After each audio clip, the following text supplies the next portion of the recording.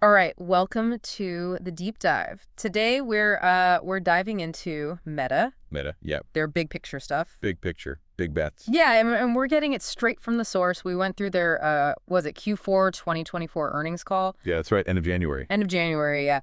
We're looking at the transcript and we're really trying to pull out those key insights, especially what they're thinking with AI and the metaverse. It seems to be where they're putting a lot of their chips these days. Absolutely. A lot of big bets on the future. And I think what's interesting is we're going right to what CEO Mark Zuckerberg and CFO Susan Lai said. So, we're going beyond the press releases. We're getting right into the heart of their strategy. Yeah, their own words. So, Zuckerberg, he kind of kicked things off with a real sense of urgency, He did. calling 2025 a really big year and emphasizing that the long-term direction of all these projects, metaverse AI, it's all going to be a lot clearer by the end of this year. Hmm. And he even told his teams, I love this, they're operating on like an intense 48-week timeline 48 weeks, yeah. to hit their targets. Like, usually you think of a year-long roadmap, but he's like, no, no, no, we gotta be intense, we gotta move. I think that really speaks to, you mentioned the big bets they're making. There's a sense that they need to prove that these bets are paying off, Yeah, especially with, the metaverse. It's been a big investment. yeah. Yeah, people are wondering. They need to start showing some returns, some concrete progress. Yeah, yeah. So let's talk about AI. I mean, that's clearly where a lot of the excitement is. Zuckerberg, he predicts that their AI assistant, Meta AI, it's going to reach over 1 billion people this year. 1 billion people. Yeah. And he's basically saying their advantage is their scale. They have Yeah. so many users across their different platforms. I mean, billions of users across Facebook, Instagram, WhatsApp. That's a massive audience. Yeah.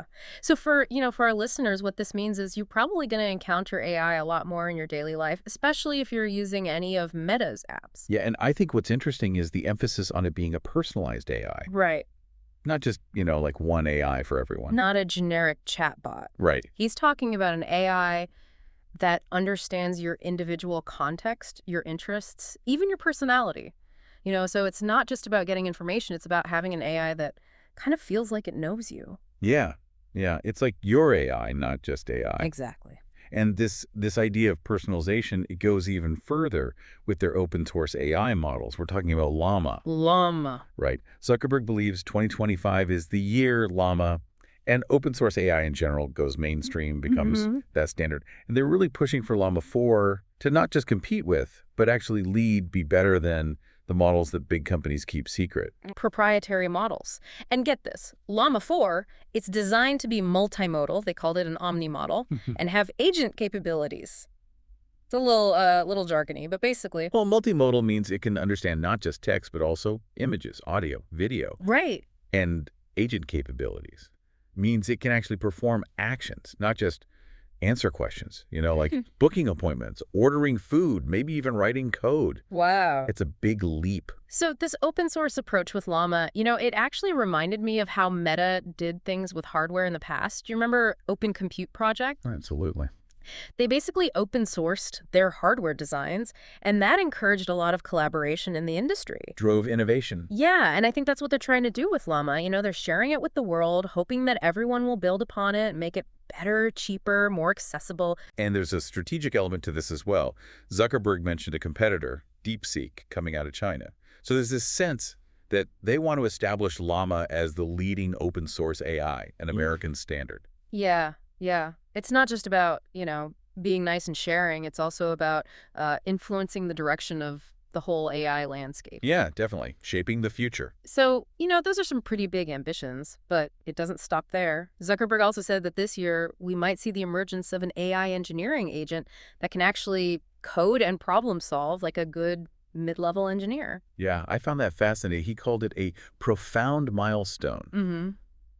And, it raises some really interesting questions about the future of work, particularly in software development. Yeah. I mean, what happens if, AI can write code just as well as a human engineer? Right.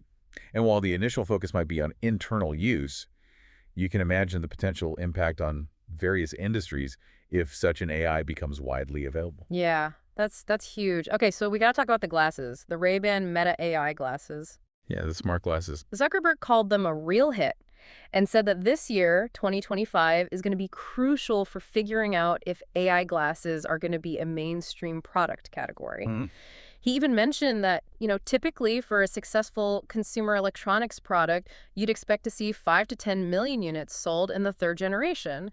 So he's kind of laying down a marker there. Yeah, setting a benchmark. Yeah.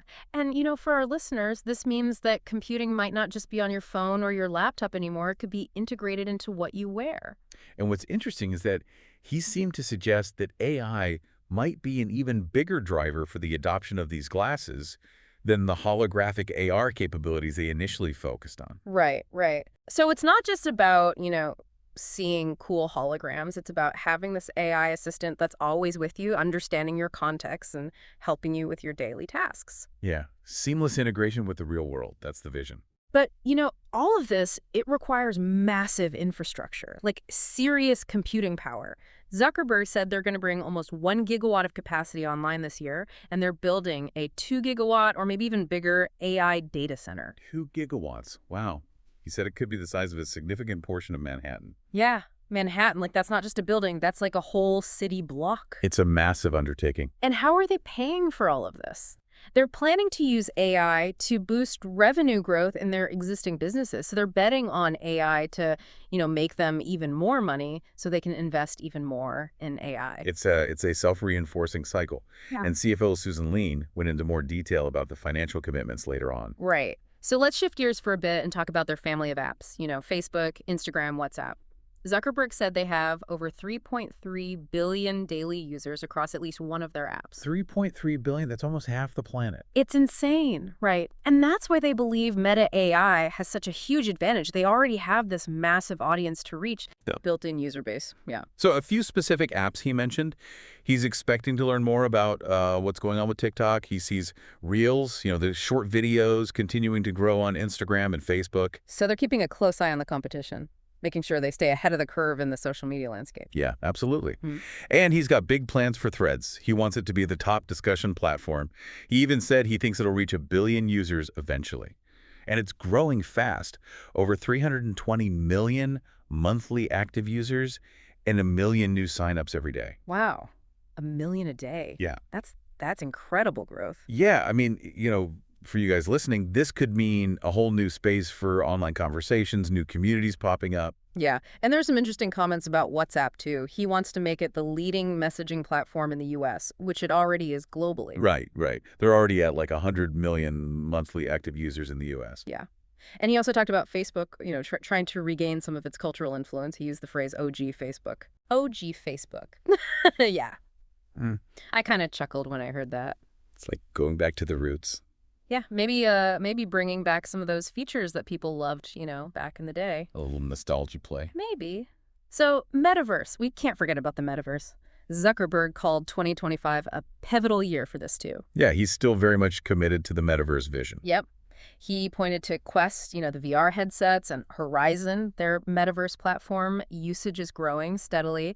And he expects that their long-term investments are going to make the metaverse more visually stunning, more engaging. Mm-hmm. So for you folks, think of like a much more immersive, more realistic VR experience. And he promised they'll be giving more clarity on the direction of Horizon, their metaverse platform, by the end of the year. I think they're really trying to make it a more compelling and useful digital world for people to explore.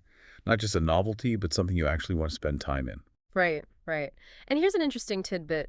Zuckerberg actually expressed some optimism about Meta's relationship with the U.S. government. Oh, yeah. He mentioned that the current administration is supportive of leading companies and wants to see American technology succeed. Exactly. So, maybe a more favorable environment for some of their ambitious projects. It's worth noting, though, Susan Lee did mention that they're still dealing with a complex regulatory landscape, especially in the U.S. and the EU. Right. So, it's not all smooth sailing. There are definitely some challenges they're facing. Okay, let's get back to the numbers for a second. Susan Lee gave us some highlights from Q4 2024. Their total revenue was $48.4 billion.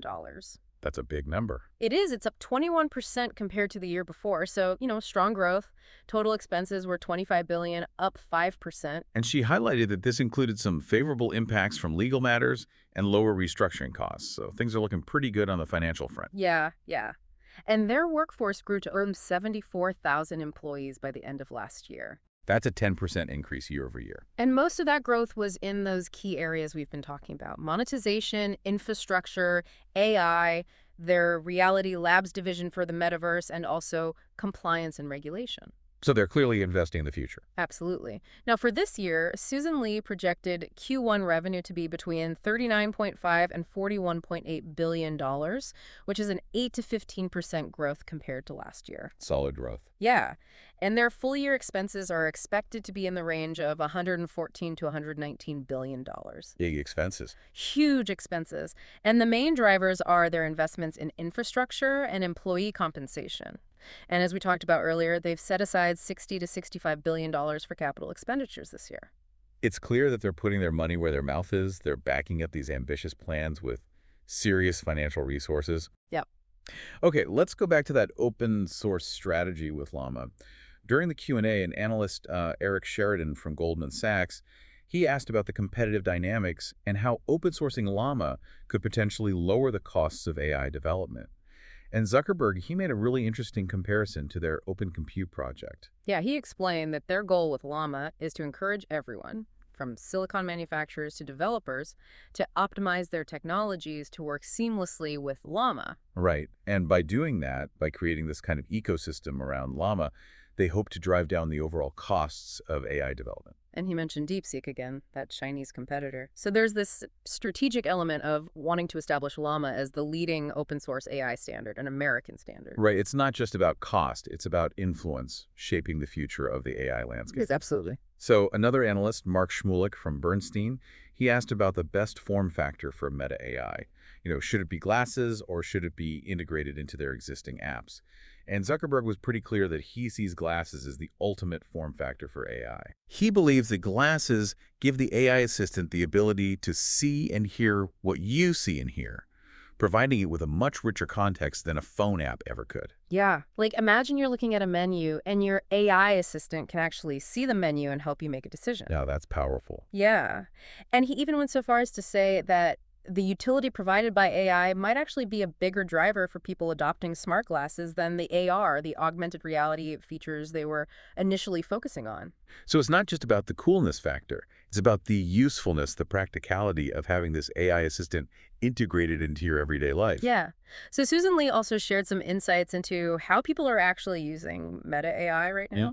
She said that WhatsApp is seeing the strongest engagement for things like information seeking, educational queries, and even emoji support. Emotional support. Yeah, particularly in those one-on-one chats.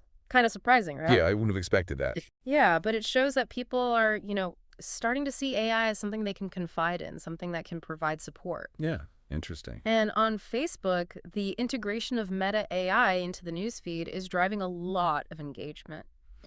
Overall, she said people are using it for all sorts of things: gathering information, social interaction, communication, humor, writing, research, recommendations, the whole gamut. So it's already becoming a versatile tool in people's daily lives. Yeah. Now, when it comes to making money from Meta AI, Susan Lee was pretty upfront that their main focus right now is on building a great user experience. Make it something that people love to use. Right. While they see potential for monetization down the road, like paid recommendations or premium features, that's not their priority for 2025. It's a patient approach. Wow. Focus on building a large and engaged user base first, and then worry about monetization later. Exactly. And that's been their strategy with other products in the past. Yeah. In the near term, they expect AI to improve their existing businesses, things like advertising, recommendations, the news feed. They're not really banking on Meta AI itself to generate significant revenue this year. So for you guys listening, this basically means you can expect to see more AI features popping up without having to pay extra for them, at least not right away. Yeah. No immediate push for paid subscriptions or intrusive ads tied to the AI assistant. They're playing the long game here. Okay, one last thing. An analyst, Brian Nowak from Morgan Stanley, he asked about their efforts in custom silicon development. Susan Lee explained that while they still work closely with, the big chip companies, they're also investing heavily in their own custom chips, what they call MTIA silicon. Yeah, and the goal there is to really optimize their hardware for their specific AI workloads. They want to squeeze out as much performance and efficiency as possible. Right. And right now, their MTIA chips are mainly focused on supporting their core ranking and recommendation systems. So, all those algorithms that determine what you see in your newsfeed, what ads you get shown. They started using these chips in 2024, and they're going to ramp up their usage this year.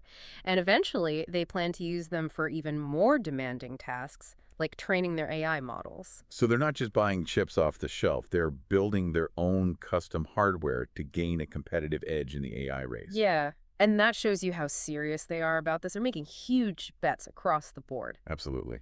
Okay, so let's wrap things up. One last analyst question. Ross Sandler from Barclays, he brought up the topic of AI agents and their reasoning capabilities. We've seen some pretty impressive demos lately of AI agents that can perform complex tasks. Mm.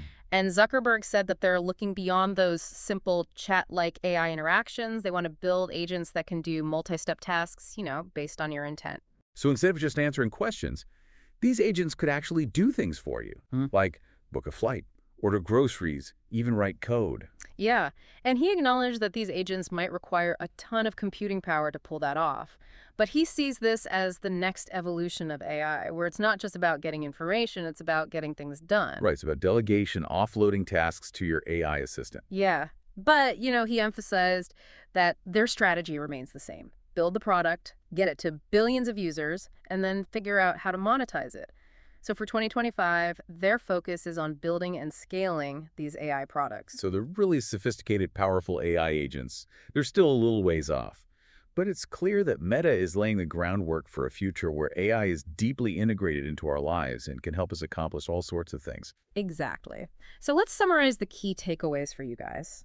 Meta is pouring money into AI, building the infrastructure, hiring the talent. They're betting big on a personalized AI assistant, Meta AI, and on their open source models, especially Llama 4.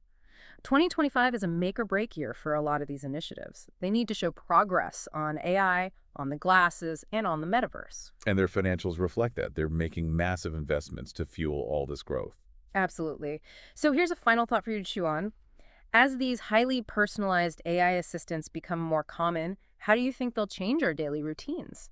How will they affect our relationships with each other? That's a good question. And what happens when AI can write software as well as humans can? Will we still need software engineers? What will those jobs look like? Big questions to ponder. Yeah, lots to think about. Thanks for joining us on the deep dive.